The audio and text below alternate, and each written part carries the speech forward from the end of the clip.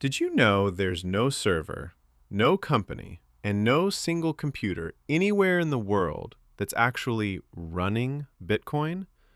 No CEO, no headquarters, no off switch. And yet, it's moved trillions of dollars in value over the past decade without any bank ever touching it. So how does that actually work? How can money exist and move around without a bank checking the numbers?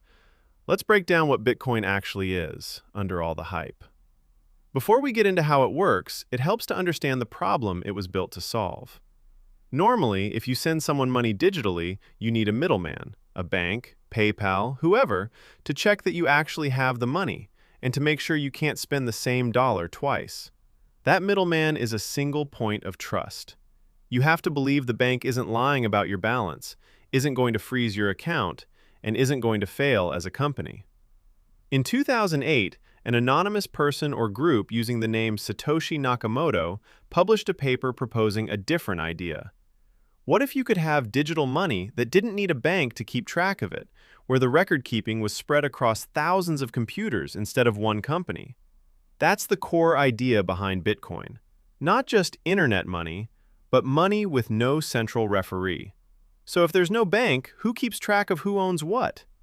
The answer is the blockchain, which is really just a fancy name for a shared public ledger, basically a giant spreadsheet of every transaction that's ever happened. Here's the key part. This ledger isn't stored in one place. It's copied across thousands of computers around the world, called nodes. Every one of these computers has an identical copy of the entire transaction history, going all the way back to Bitcoin's very first transaction. When you send Bitcoin to someone, that transaction gets broadcast out to this network. Thousands of computers each independently check. Does this person actually have the Bitcoin they're trying to send?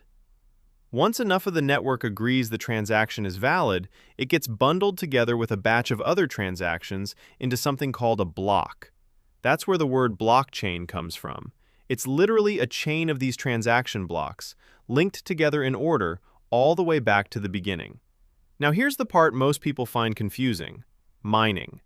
You've probably heard about people running huge warehouses full of computers to mine Bitcoin, and it sounds wasteful, but it's actually solving a very specific problem.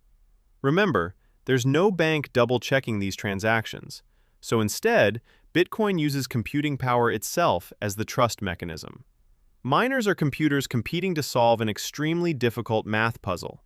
The first one to solve it gets to add the next block of transactions to the chain, and as a reward, they receive newly created Bitcoin. This process is intentionally hard, on purpose.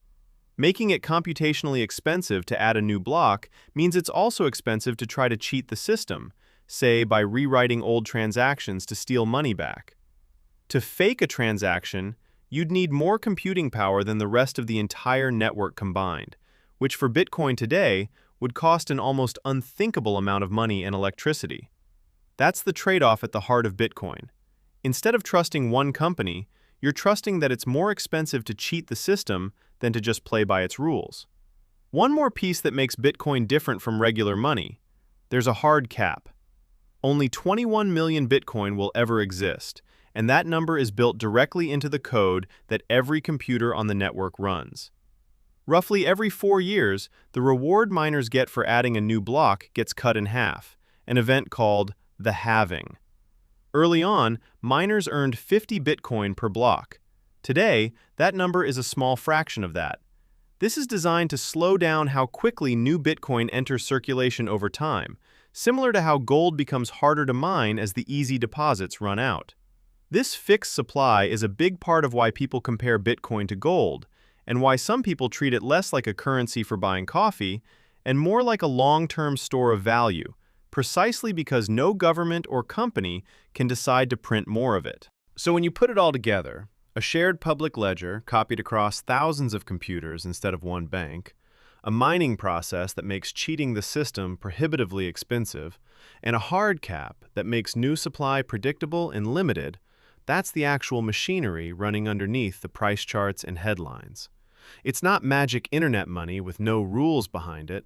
It's a very deliberately engineered system built to replace trust in a company with trust in math and shared verification.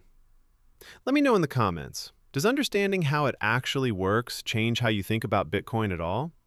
And if you want more videos breaking down how the technology behind the headlines actually works, make sure to subscribe.